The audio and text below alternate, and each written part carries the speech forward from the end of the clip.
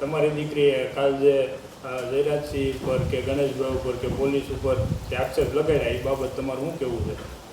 મારી દીકરીએ જયરાજ બાપુ વિશે અને ગણેશભાઈ વિશે અને પોલીસ વિશે નિવેદન દીધું એ તદ્દન ખોટું છે. જયરાજ છે અને એ લોકો છે એના બધા ભેગા મળીને મારી વિરુદ્ધ મને આવું નિવેદન દેવા માંગતા હતા કે આ જે 7 વ્યક્તિ છે 6 વ્યક્તિ એના નામ તું દઈ દે એમ તો તને આમાંથી મુક્ત કરી દેશું, તારું નામ કેસમાંથી કાઢી નાખશું. આજીવન કે તું કે જીવીશ ત્યાં સુધીનો ખર્ચો કે અમારો, એવી મને લાલચો આપતા હતા. હોટલ થી બહાર નથી નીકળવા દેતા. હજી મારા પપ્પાને આ લોકો નહીં જીવવા દે. ગોંડલના અમિત ખૂટ કેસમાં ફરી એકવાર નવો વળાંક આવ્યો છે. તાજેતરમાં જ સગીરાના પિતાએ તેમની જ પુત્રીએ આપેલા નિવેદનને ખોટા હોવાનો દાવો કર્યો હતો, જેનો વિડીયો પણ સામે આવ્યો હતો. પરંતુ હવે શું આ વિડીયો કોઈના દબાણમાં આવીને જબરદસ્તીથી બનાવવામાં આવ્યો હતો કે નહીં, તેને લઈને સવાલો થઈ રહ્યા છે. કારણ કે સગીરાના પિતાનો એક ઓડિયો સામે આવ્યો છે. શું છે સમગ્ર મામલો, વિગતે વાત કરીએ આ વિડીયોમાં. વૈષ્ણવજન તો તેને કહીએ જે પીડ પરાઈ જાનાને રે.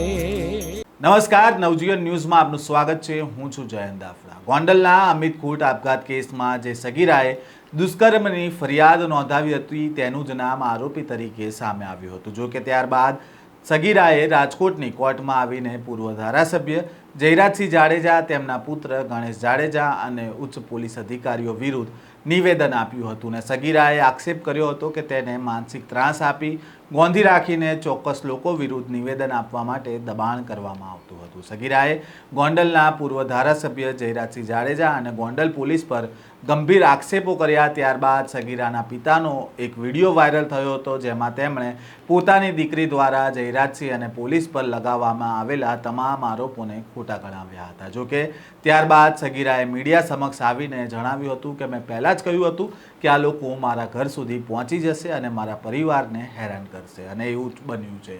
જયરાજસિંહના માણસો અમારા ગામડા સુધી પહોંચી ગયા છે અને સરપંચની હાજરીમાં મારા પિતાને 2 કલાક સુધી માનસિક ત્રાસ આપીને દબાણપૂર્વક વિડીયો બનાવડાવ્યો હતો. જોકે હવે આ મામલા પછી એક ઓડિયો સામે આવ્યો છે, જેની પુષ્ટિ નવજીવન ન્યૂઝ નથી કરતું, પરંતુ આ વાતચીત કરનાર વકીલ ભૂમિકા પટેલ અને સગીરાના પિતા હોવાનું ચર્ચાય છે. પહેલા તમે આ ઓડિયો પણ સાંભળી લો. નહીં, મને કોઈ સંસ્કાર કઈ નહીં કરે. પણ તો તમે હે ને કાકા આવું નિવેદન બીજે વાર ન દેતા હો. આવું આપણે શું કામ, બિચારીએ કેવડી મહેનત કરી હોય તમારી દીકરીએ, અને તમે આવું નિવેદન આપો તો બિચારી ખોટી પડે ને બધાય સામે.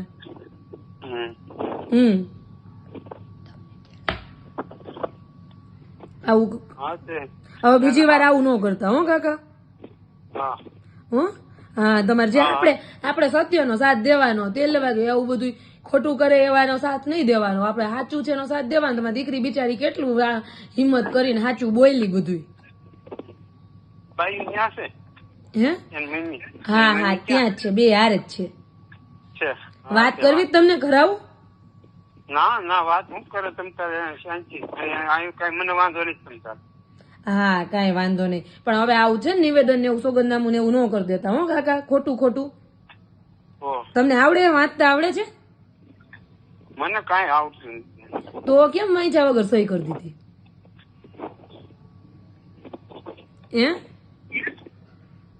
મેં કઈ વાંચી નથી. એમને એમ સહી કરી દીધી? હા ને, એને મને વાંચીને સંભળાવ્યું હતું. શું હતું એમાં? એમાં બીજું કઈ નતું. આ ખોટું છે બધું, એમ નિવેદન દીધું ને એવું બધું. એવું બધું હતું?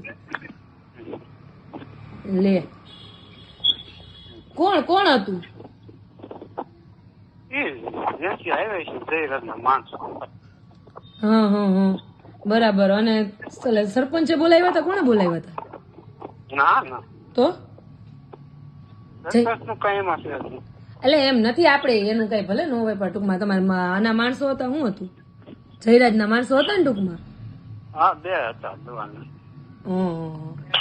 કઈ વાંધો નહીં. પણ તો તમે મારું નામ ન દેતા ક્યાંય તમે ત્યાં આવ્યા હતા એવું કઈ પાસ વગર નામ ઉપર એવું કઈ? હે? ત્યાં મારું નામ ક્યાંય ન દેતા તમે મને, ક્યાંય ખોટો. ના, તમને કઈ નહીં. તમે હેરાન થાય એવું કઈ નહીં કરી. તમે ટેન્શન લ્યો માં કે મારા પપ્પાનું કઈ કે તમે ન કરતા કે એને અહીંયા એનું નામ આવશે ને તો વળી ત્યાં એને ગામમાં રહેવું હોય, એટલે મેં કીધું ના તારા પપ્પાનું આપણે એવું કઈ નહીં કરી. એને એમ નહીં, જો એની એક થી બધું કામ થઈ જતું હોય તો એની મમ્મીને મોકલી દેવી અહીંયા. હું હા જો વાલો એવું હોય છે ને તો મમ્મીને મોકલી દઈશ. પણ પછી વળી કાકા તમને દબાણપૂર્વક વળી તમારી પાસે ખોટી ફરિયાદ કરાવડાવે કે મારી છોકરી ભાગી ગઈ ને એવું. આ તો છોકરી ભલે ત્યાં રે, છોકરી ભલે ત્યાં રે એમ. હા જોઈશ હાલો એવું કહે ને તો એને મમ્મીને મૂકી દઈશ હો. હા એની મમ્મી વહી આવે તમ તાર કઈ વાંધો નથી એમ. એની છોકરી ભલે જઈને દીધું. હા હા એવું કરશું. પછી કઈ કોટન ને વાલી જરૂર તો નહીં પડે ને. ના એટલે છે ને 1-2 જગ્યાએ ખાલી સહી કરવાની છે માસીની, ઈ પતી જાય ને એટલે મોકલી દો. હા તે ભલે તમ તાર 2-5 દી અઠવાડિયું રહે તો એમ કઈ વાંધો નહીં. હા હા ભલે ભલે કાકા, પણ હવે બીજી વાર આવું નિવેદન ને કઈ સહી ન કરે તો બિચારી અહીંયા આટલું બધું કર્યું હોય આનું બરાબર બધાય ઉપર પાણી ફરી જાય ને ખોટી પડે ને બધાય સામે ઈ કે આવું તો કઈ નહોતું થયું. ઈ લોકો તરત તમારો વિડીયો બતાવશે જો આ છોકરી જ ખોટી છે. કરી દો, ના જ પાડે. હે હવે કોઈ આવશે તો હું ના જ પાડે કહું ને.